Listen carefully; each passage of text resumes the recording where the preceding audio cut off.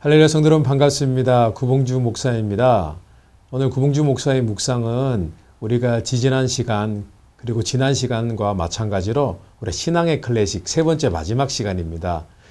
오늘은 벤자민 슈몰크라는 개신교 목사님에 대한 이야기를 조금 나누어 볼까 합니다. 우리가 지난 시간에 위구노에 대해서 이야기를 나누었습니다. 위구노는 프랑스 개신교 크리스찬들을 일컬어 위구노라고 부르는데 그 위구노들의 신앙에 대해서 우리가 한번 조명해 보았습니다.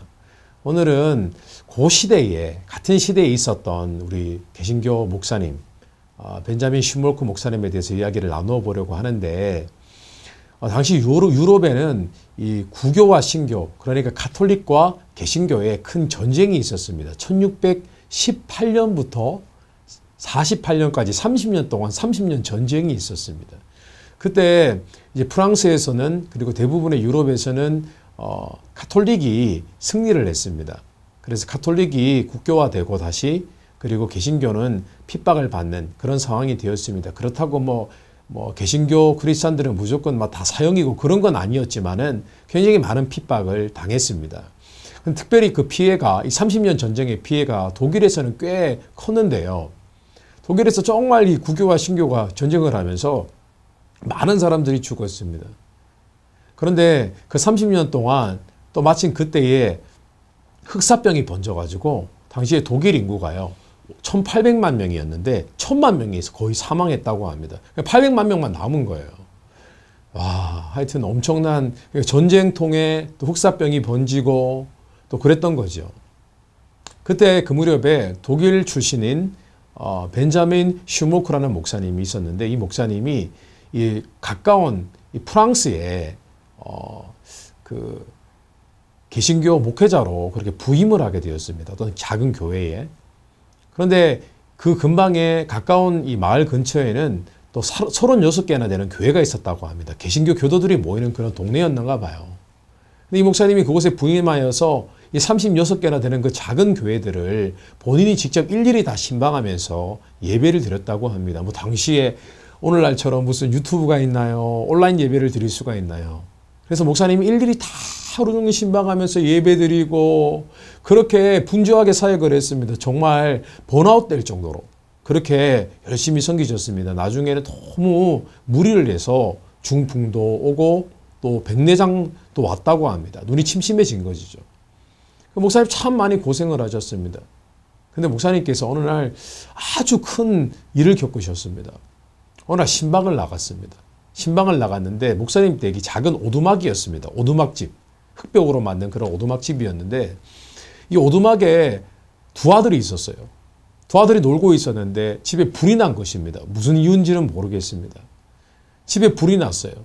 근데 이 아이들이 어른처럼 그렇게 성숙하지 못하기 때문에 아이들이 불이 나고 연기가 나고 무서우니까 밖으로 뛰쳐나간 것이 아니라 그저 오두막 안에 있는 귀퉁이에 이렇게 두 아이가 서로 껴안고 이렇게 숨어 있었던 거예요. 그리고 이제 신방을 끝내고 목사님이 사모님과 함께 집으로 돌아오는 길에 불이 난 걸 알았습니다. 그 마음속으로 막 기도를 했습니다. 하나님, 우리 아이들 제발 보호해 주세요. 밖에 나가서 놀았기를 바랍니다. 막 기도를 했습니다. 갔습니다. 집이 완전히 잿더미가 되었습니다. 그 잿더미 속에서 막 아이들을 찾았는데 아이들이 둘이 서로 껴안고 불에 타 죽은 채로 발견이 되었습니다. 목사님 막 울었습니다. 사모님도 울었습니다. 그 자리에서 막 울면서 서로 기도했다고 합니다. 하나님, 우리가 신방만 가지 않았으면 아이들이 살았을 텐데요. 막 울고 했는데 어느 순간에 두 부부가 기도를 하는 가운데 예수님의 십자가가 생각났다고 합니다. 그 십자가가 생각나서 하염없이 울면서 더 이상 하나님을 원망할 수가 없었다고 합니다. 그때 그 슈몰크 목사님이 찬송시를 쓰셨어요. 본인의 시를 썼는데 그 시의 내용이 바로 찬송가로 되어진 것이 바로 내 주여 뜻대로입니다. 내 주여 뜻대로. 내 주여 뜻대로 행하시옵소서. 잘 아시잖아요. 3절까지 있는 찬송가입니다. 이 찬송가의 글을 가사를 본인이 시로 쓴 것입니다. 이후에 목사님은 계속 목회를 했었어요. 두 자녀가 죽었지만은 계속 목회를 하면서 정말 무리해서까지 계속해서 신방을 하면서 참 목회하는데 신방이 쉽지가 않거든요. 말씀을 전하는 것은 두 번째입니다. 신방하고 사람을 만나고 또 지역을 옮겨 다니면서 말씀도 전하고 상담도 하고 이거 쉬운 일이 아니거든요. 근데 돌아가시는 날까지 그렇게 신방을 하시고 섬기셨다고 합니다. 그리고 목회를 하시는 동안에 천여 편의 찬송시를 쓰셨다고 합니다. 그분이 쓰신 찬송시가 또 찬송가가 되어지고 그런 일들이 많이 있었습니다. 그리고 마지막에는 결국은 다시 중풍이 여러 번 왔고 또 백내장이 너무 심해서 거의 실명 가까이 되셨다고 합니다. 그런데 실명이 거의 되셨어도 아내의 어깨에 의지해서 지팡이를 짚고 끝까지 신방하시다가 목회하시다가 돌아가셨다고 합니다. 저는 그렇게 생각을 합니다. 이 벤자민 슈몰크 목사님만큼 하나님의 은혜를 누린 사람이 없었다고 생각을 하고 또 신앙적인 면에 있어서 하나님의 주권을 믿고 신뢰하고 의지한 사람이 참 없었다고 생각을 합니다. 드물다고 생각을 합니다. 만약에 제가 그런 일을 겪었다면 저는 어쩌면 목회를 그만뒀을지도 모르겠습니다. 우리 믿음의 선배들은 어떤 신앙을 가지고 있었는 줄 아십니까? 고통이 임하고 내 몸이 달아 없어져도 심지어 내 자녀가 문제가 생기고 모든 것들이 다 절망적이었을 때도 끝까지 하나님을 신뢰하는 마음을 붙잡았습니다.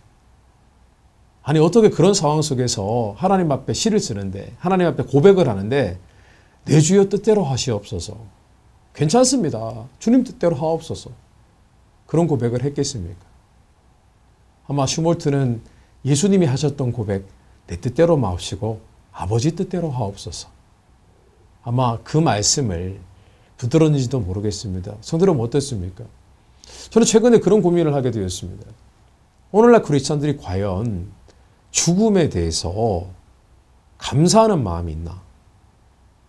죽음을 바라보면서 천국을 소망하는 마음이 있나? 그런 생각을 해보게 되었습니다. 많은 분들이 연세가 들면은 죽음에 대한 이야기를 하면 싫어하세요. 노년기, 노화에 대해서 이야기하면 싫어하시는 것 같아요. 우리 믿음의 선배들은 그렇지 않았거든요. 죽음을 기뻐했습니다. 우리의 신앙이 무언가 왜곡된 것은 아닌가. 우리가 무언가 다른 것을 성경에서 말씀하는 것은 이것인데 다른 것을 신앙으로 알고 추구하고 있는 것은 아닌가. 다른 진리를 추구하고 있는 것은 아닌가. 그런 생각을 해보게 되어집니다. 사도 바울은 데살로니가 교회 성도들 너무 핍박이 심하니까 데살로니가 교회 성도들에게 이렇게 얘기를 했습니다. 여러분, 제가 여러분들에게 우리가 마지막 때 예수님을 만나게 될 것이고 예수님이 다시 오실 때는 우리가 휴거가 될 것입니다. 랩처. 우리가 공중으로 들림받아 올라갈 것입니다. 그리고 주님과 영원히 함께 살 것입니다. 기억하시죠? 기억하셔야 됩니다. 이렇게 얘기를 했습니다. 저는 우리가 어떤 신앙을 갖고 있는지 한번 우리 자신을 점검해 보았으면 좋겠습니다. 우리는 영혼을 사모하는 신앙을 가지고 있습니까? 벤자민 슈몰크처럼 영혼을 사모하기 때문에 내 지금 가지고 있는 육신의 것들을 오히려 하찮은 것으로 여기고 하나님께 다 드리고 모든 것이 다 빼앗겨도 뭐 자녀를 둘을 잃었으니까 다 빼앗긴 거잖아요. 인생에 있어서. 그런 상황 속에서도 하나님 뜻대로 하옵소서. 하나님이 옳으십니다. 라고 우리는 고백할 수 있습니까? 오늘 이 벤자민 슈몰크 목사님의 신앙과 삶을 통해서 우리가 마지막으로 한번 주시는 믿음의 도전 받았으면 좋겠습니다.